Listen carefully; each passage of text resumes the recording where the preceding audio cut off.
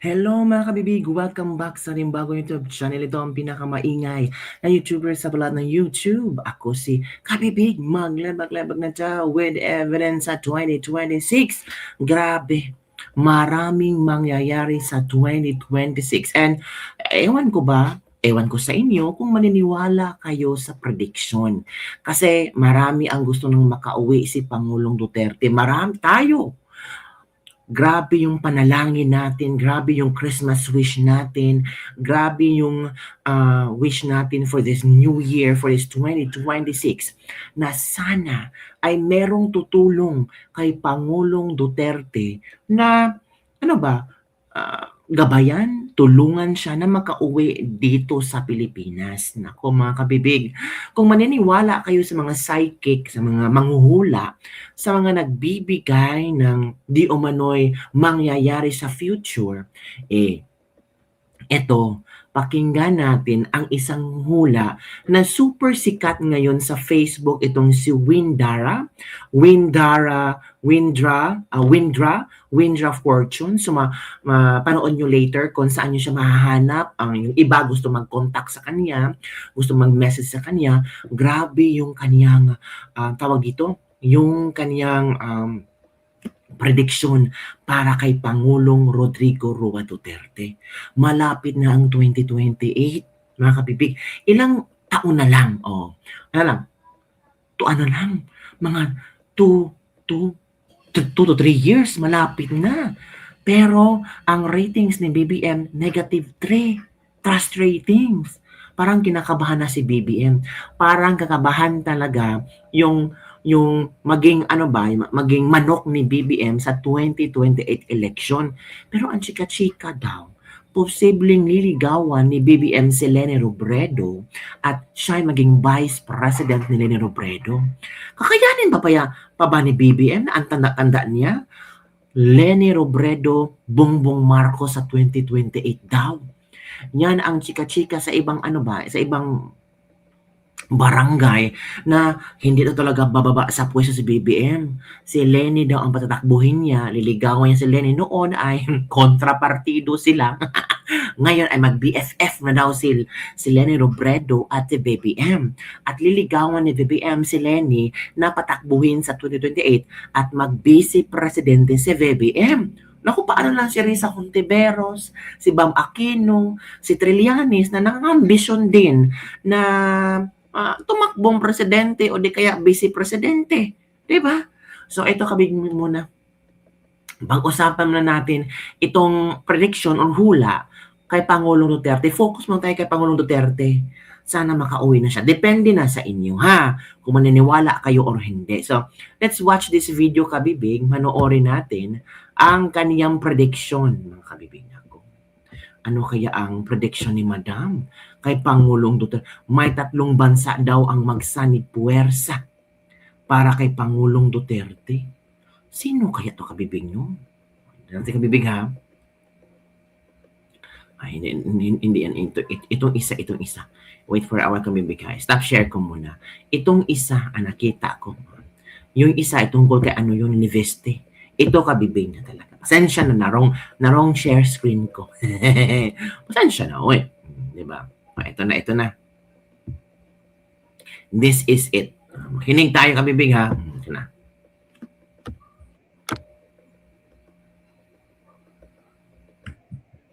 Tatlong malalaking bansa ang magsasanib puwersa.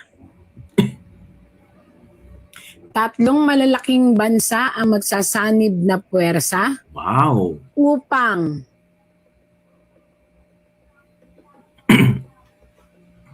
mapalabas ang ating dating President Duterte.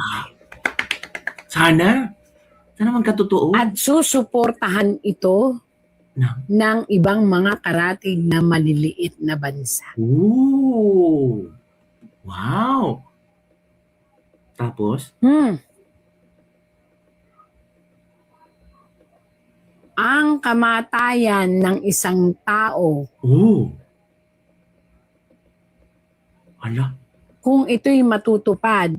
Halaka. ayon sa tarot at hindi ito makakabalik ng Pilipinas. Agoy. Pag-uumpisahan po ito ng isang napakamadugong sitwasyon. Hala. Kung hindi makakabalik si Pangulong Duterte at matutsugi doon sa ICC, ito ang simula ng revolusyon. Kaguluhan, mga kabibig. Halaka. So lumabas sa tarot na kung sakali mamatay si Pangulong Duterte sa ICC, ito ang posibleng simula ng sobrang gulong Pilipinas. Naku po, aside from may mga bansa, mga tatlong bansa na magsanipwersa para maipalabas si Pangulong Duterte sa ICC at suportahan ito ng mga maliliit na bansa, sana mangyari yun before itong next hula niya na kung sakaling hindi mailabas si Pangulong Duterte sa ICC ay posibleng dun siya mamahinga. At ito ang maging simula ng pag-usbong ng madaming gulo sa Pilipinas. At ito po'y nakatakdang mangyari sa oras ng kamatayan, death, Hala. ng isang tao Oh. na minahal ng sanlibutan. Feel ko Sana wag naman pong mamatay yun, taong yun. Hala. Sana makauwi po muna siya. Sana. Pero in this term, kailangan dasal ng buong sambayanan. Oh my goodness. Hala ka.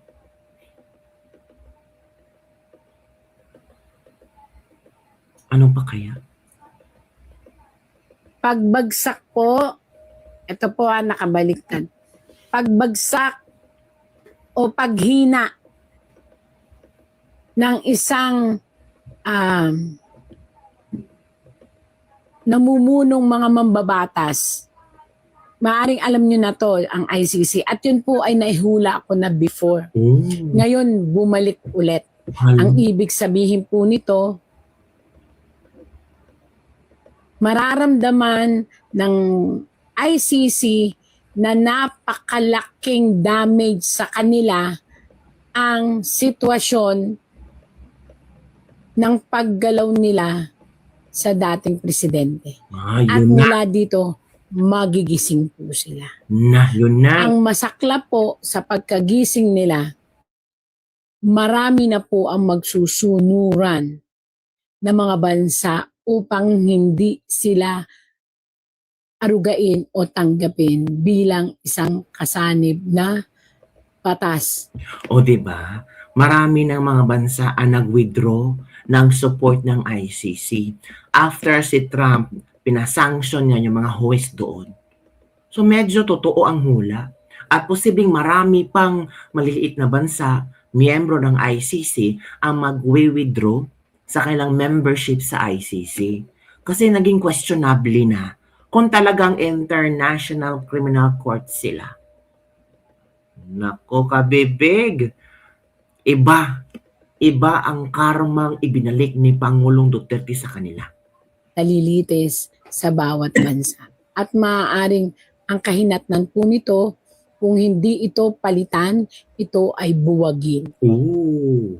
Pero ito po ay, kaya nga nakalagay po dito, ito po ay pinag-iisipan ng mga bansa. Hindi po isang bansa, hindi dalawang bansa. Malalaking bansa na sasama ng maliliit pang bansa. Alaka. ICC, maghanda-handa na kayo. Ay.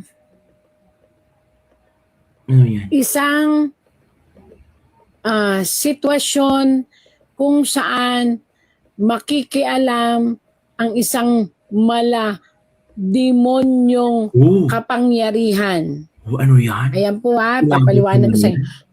Demonyong kapangyarihan. Bakit po demonyong kapangyarihan? Ibig sabihin po nito, ito ay isang kapangyarihan na malakas, sobrang lakas. Hindi po ito kapangyarihan ng pera lang. Ito po ay kapangyarihan ng pagiging absolute.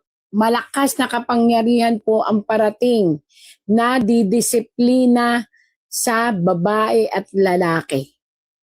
At ito po ay matatanggap, nako, bago matapos ang terms ng babae at lalaki. Isang matinding, hindi ko alam kung gulo po ito, ano nga as in parang, kumbaga sa isang sitwasyon na matindi, mabalasik, as in, nakakatakot. Ang bigla na lang po ito mag-emerge at ang magiging target nito, maaring batas din po to, maaring isang bansa din po to. Basta matindi po ito, kumbaga, kaya malademonyo yung sinasabi is hindi po pwedeng i-stop. Ang makapangyarihan talaga to, ang didisiplina sa isang babae at lalaki Baka American. na, syempre, pinag-uusapan po yung politika. Kung sino, representative lang po itong babae at lalaki. Ibig sabihin, maaaring ito ay ang mga namumuno kung sino man. Hala. Namumuno sa bawat sangay ng gobyerno. Halak. Bawat sangay, ibig sabihin, iisa-isahin po ito. Wala. Kilabot. Kaya hindi po, pero magiging hustisya ito para sa mahihirap. Oh. Kaya nako, yung pong mga nakaupo na sa tingin ninyo kayo'y corrupt, sa tingin ninyo kayo may nagawang hindi maganda, sa tingin ninyo po ay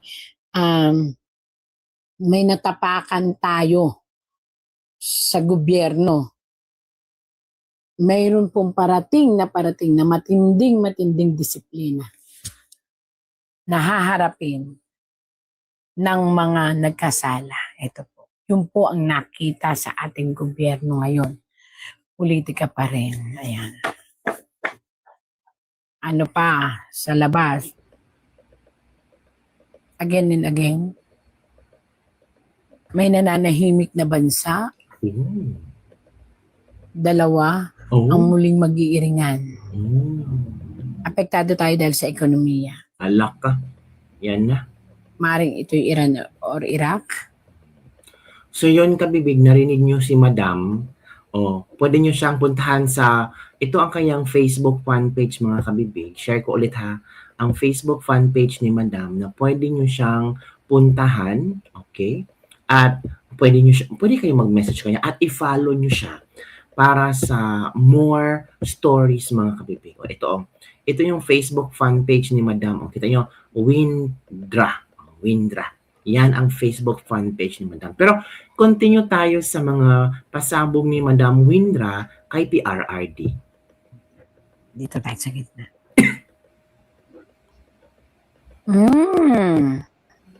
Alam ninyo, talaga sigurong napakalakas ng ating Tatay Digong sa divine intervention into the universe. Look, Ano yan? isang napakalaking tao. Ooh. Bukod kay Trump, bukod pa dun sa isang presidente, ang muling magbibigay ng suporta sa ating dating president na ngayon ay nasa ICC na pangangalaga. Itong taong ito ay isang hari. Hindi ito isang presidente, hari. So, ibig sabihin, may isang taong humahanga sa kanya na ito ay talagang hari ang gagawa ng isang matinding desisyon upang siya ay tulungan at nagbibigay sa kanya ng isa pang pag-asa na muling makasama ang kanyang pamilya. Sana maging At totoo ito ito ay susuportahan ng dalawang bansa na malalaki pa. So bukod dun kay Amerika, Russia, or ito naman ay isang hari. kumbaga conversion niya ay presidente maybe, pero hari siya ang tawag sa kanilang bansa. Susuporta para muling mapabalik ang ating presidente. Kaya ka, At bibig. maaaring ikabagsak, nako grabe, Grabe. ikabagsak ng lakas ng puwersa ng kung sino mang nagbayad.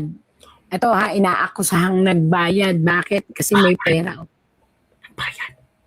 2 beses na Oo. paglalabas ng pera 2 beses na nagbayad. pinag-isipan pang mabuti. Hala, grabe. Kung sino man po yun, di natin alam kasi tarot lang to. Ito Alam lang ko, po ay hindi tarot, wala namang pangalan. Na ayon sa tarot po ha, na itong perang ito ay napunta dito sa mga tao na nire-represent po ng isang babae. Ayan, babae po siya na ngayon ay nagdurusa at umiiyak. Hindi ko alam bakit siya umiiyak. Hindi ko alam kung bakit siya nagdudusa. So yun, kabibig, narinig nyo ang mga prediction, ang mga hula, ang tarot reading ni Madam Windra. So, kayo na ang bahala, kabibig, kung maniniwala kayo sa mga sinasabi niya na merong isang hari ang tutulong para makalabas si Pangulong Duterte sa ICC. Naku, ang dami. So, sana kabibig, no? Na mapalabas. At twice daw nagbayad para hindi talaga mapagbigyan, posible hindi mapagbigyan ang interim release Tatay Digong, or hindi mapagbigyan na tawag dito makalabas si Tatay Digong. Diba? Grabe, kabibig. So yun lang, kabibig, ang ating libak-libak for today. Ano ang inyong reaction, mga kabibig, sa tarot reading na ito, na 3 bansa masasanib puwersa, tapos may isang hari na posibleng ang pinuno ng paglusob sa ICC. Posibleng lulusob siya sa ICC at kunin niya doon si Digong. Posible, kabibig. Don't forget to like, subscribe, and share this video. And also, sa gustong mag-share ng mga blessings dyan, willing po ako na i-Gcash dyan. Salamat po. From the bottom of my heart. Yung nagsabi, yung mga DDS vloggers daw, mga bayaran. Hay, kung sana mga DDS vloggers bayaran, wala sana mga Gcash dyan. At hindi sana kami every now and then nagbablog ng sa isang araw 4 na beses, 5 beses. 'Di ba? Kita nyo? Gets nyo ang point? Oh, yun lang, kabibig. Bye everyone. See you next time.